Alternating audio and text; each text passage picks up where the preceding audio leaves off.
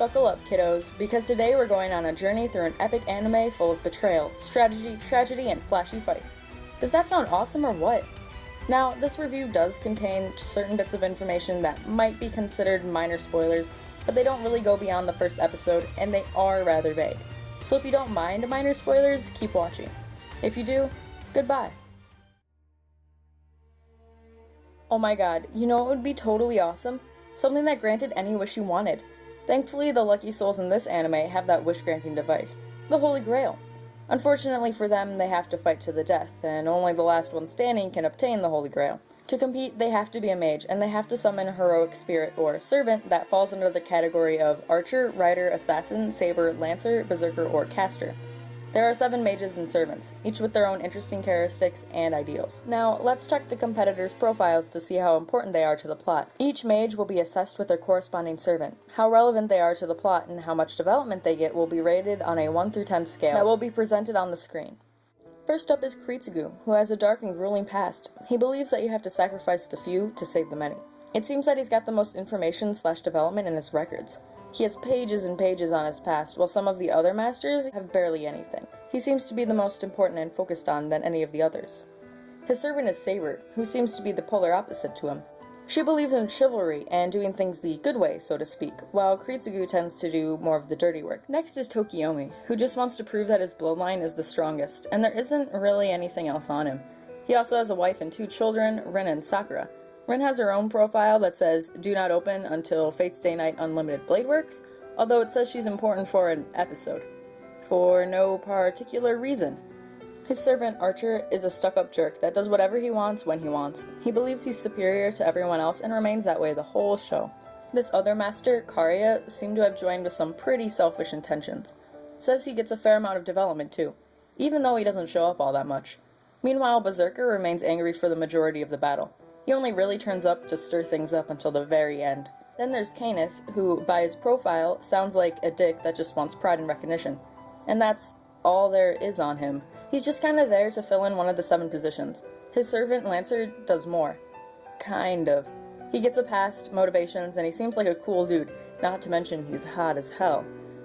The best way to put him without spoiling anything is that, in his case, the past most definitely repeats itself. Like Kenneth, Waver also wants recognition, but he gets far more development.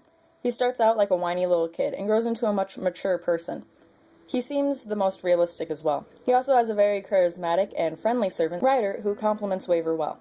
Their relationship also seems the most fleshed out. It's nice to see that at least one pair can become friends. Then there's Ryunosuke, who's a murderous psychopath that's super cool but doesn't appear much. He has an interesting look on life and God, and seems super fascinated with guts. His servant, Castor, is the same way. I suppose this makes the second pair that actually gets along with each other. They enjoy killing, and that's all I really know about them.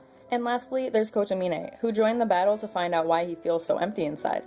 Seems like he has a certain interest in Emiya, and although neither are particularly good or evil, Kotomine is portrayed to be the evil one. He's the most sketchy right alongside Emiya, although after a while it's clear that he's just an emotionless psychopath.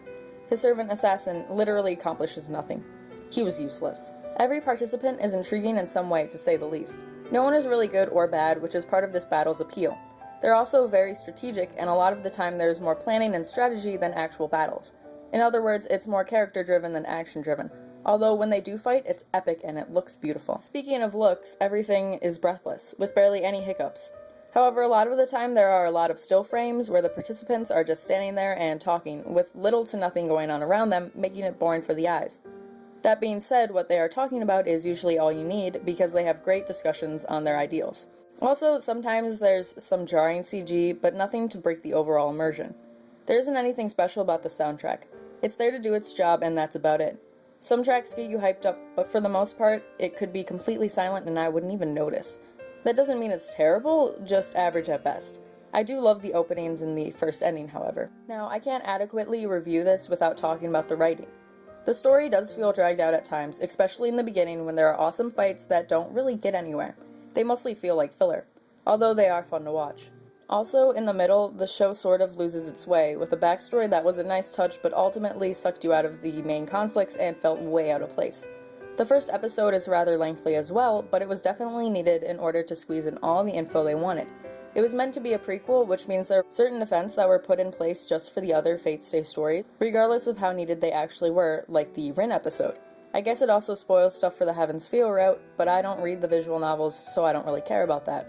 Overall, this is a very dark and pessimistic anime that delves into many morally ambiguous themes, and it's surprisingly not centered around a bunch of naive teenagers taking place in a high school.